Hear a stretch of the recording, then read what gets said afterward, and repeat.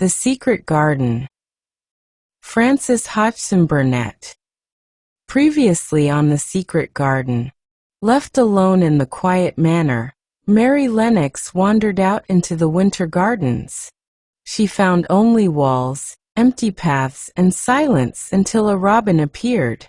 Its song broke through the stillness. And for the first time, Mary felt a strange warmth, the pull of something hidden. She doesn't know it yet.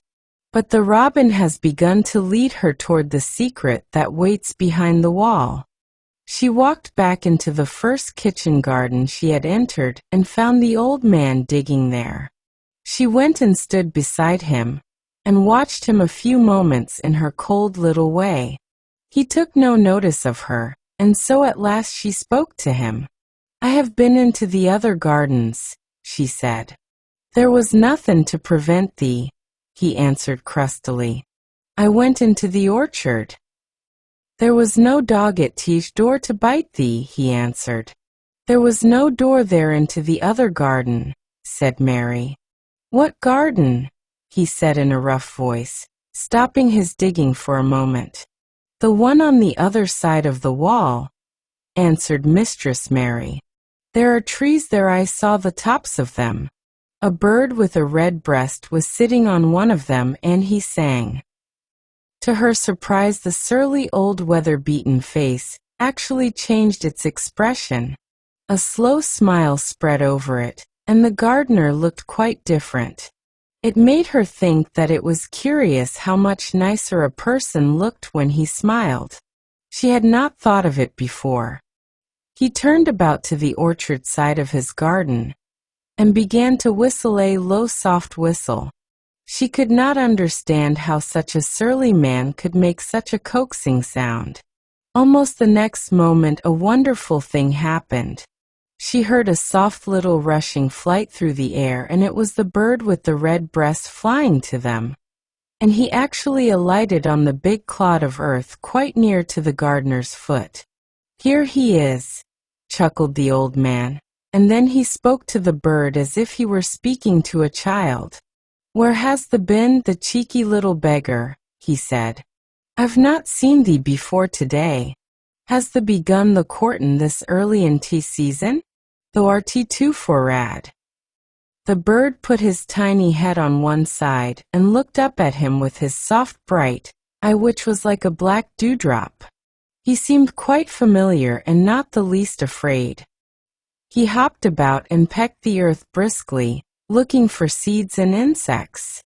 It actually gave Mary a queer feeling in her heart, because he was so pretty and cheerful and seemed so like a person. He had a tiny plump body and a delicate beak and slender delicate legs. "Will he always come when you call him?" she asked almost in a whisper. "Aye, that he will. I've knowed him ever since he was a fledgling. He come out of teach nest in teach other gardenin'. When first he flew over teach, while he was too weak to fly back for a few days, and we got friendly. When he went over teach wall again, teach rest of teach brood was gone and he was lonely, and he come back to me." "What kind of a bird is he?" Mary asked. "Doesn't thee know? He's a robin redbreast, and they're teach friendliest, curiousest birds alive. They're almost as friendly as dogs if you know how to get on with them. Watch him peckin' about there and lookin' round at us now and again. He knows we're talkin' about him." It was the queerest thing in the world to see the old fellow. He looked at the plump little scarlet waistcoat bird as if he were both proud and fond of him. "He's a conceited one," he chuckled. "He likes to hear folk talk about him. And curious, bless me. There never was his like for curiosity and meddlin'. He's always comin' to see what I'm plantin'. He knows all things Mester Craven never troubles his sell to find out. He's teach head gardener, he is." The robin hopped about busily pecking the soil, and now and then stopped and looked at them a little. Mary thought his black dewdrop eyes gazed at her with great curiosity. It really seemed as if he were finding out all about her. The queer feeling in her heart increased. Where did the rest of the brood fly to? She asked. There's no knowin'. The old ones turn 'em out o' their nest and make 'em fly, and they're scattered before you know it. This one was a knowin' one, and he knew he was lonely. Mistress Mary went a step nearer to the robin and looked at him very hard. I'm lonely, she said. She had not known before that this was one of the things which made her feel sour and cross. She seemed to find it out when the robin looked at her, and she looked at the robin. The old gardener pushed his cap back on his bald head and stared at her a minute. Art that his little wench from India? He asked. Mary nodded. Then no wonder thou'rt lonely. Thou'lt be lonelier before this done, he said. He began to dig again, driving his spade deep into the rich black garden soil, while the robin hopped about very busily employed. What is your name? Mary inquired. He stood up to answer her. Ben Weatherstaff, he answered, and then he added with a surly chuckle, I'm lonely, Missel, except when he's with me. And he jerked his thumb toward the robin. He's teach only friend I've got. I have no friends at all, said Mary. I never had. My ayah didn't like me, and I never played with anyone. It is a Yorkshire habit to say what you think with blunt frankness, and old Ben Weatherstaff was a Yorkshire moor man. Thee and me are a good bit alike, he said. We was wove out of same cloth. We're neither of us good-lookin', and we're both of us as sour as we look. We've got the same nasty tempers, both of us, I'll warrant. This was plain speaking, and Mary Lennox had never heard the truth about herself in her life. Native servants always salaamed and submitted to you, whatever you did.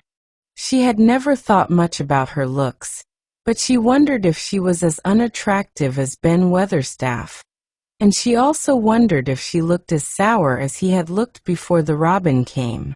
She actually began to wonder also if she was nasty-tempered. She felt uncomfortable. Suddenly a clear rippling little sound broke out near her, and she turned round. She was standing a few feet from a young apple tree, and the robin had flown onto one of its branches and had burst out into a scrap of a song. Ben wilt stof left outersit. What did he do that for? Asked Mary. He's made up his mind to make friends with thee, replied Ben. Dang me if he hasn't took a fancy to thee. To me, said Mary, and she moved toward the little tree softly and looked up. Would you make friends with me? She said to the robin, just as if she was speaking to a person. Would you? And she did not say it either in her hard little voice or in her imperious Indian voice, but in a tone so soft and eager and coaxing that Ben Weatherstaff was as surprised as she had been when she heard him whistle. Why, he cried out. The said that as nice and human as if the was a real child instead of a sharp old woman. The said it almost like Dickon talks to his wild things on Teach Moor. Do you know Dickon? Mary asked, turning round rather in a hurry. Everybody knows him. Dickon's wanderin' about everywhere. Tich very blackberries and heatherbells knows him. I warrant foxes shows him where their cubs lies, and skylarks doesn't hide their nests from him. Mary would have liked to ask some more questions. She was almost as curious about Dickon as she was about the deserted garden. But just that moment the robin, who had ended his song, gave a little shake of his wings, spread them and flew away. He had made his visit, and had other things to do. He has flown over the wall, Mary cried out, watching him. He has flown into the orchard. He has flown across the other wall into the garden where there is no door. He lives there, said old Ben. He came out o' the egg there. If he's courtin', he's makin' up to some young madam of a robin that lives among the old rose trees there. Rose trees, said Mary. Are there rose trees? Ben Weatherstaff took up his spade again and began to dig. "There was 10 years ago," he mumbled. "I should like to see them," said Mary. "Where is the green door? There must be a door somewhere." Ben drove his spade deep and looked as uncompanionable as he had looked when she first saw him. "There was 10 years ago, but there isn't now," he said. "No door," cried Mary. "There must be. None as anyone can find, and none as is anyone's business. Don't you be a meddlesome wench and poke your nose where it's no cause to go. Here, I must go on with my work. Get you gone and play you. I've no more time." And he actually stopped digging, threw his spade over his shoulder and walked off, without even glancing at her or saying goodbye. Good night, little dreamer. The world will smile when you wake.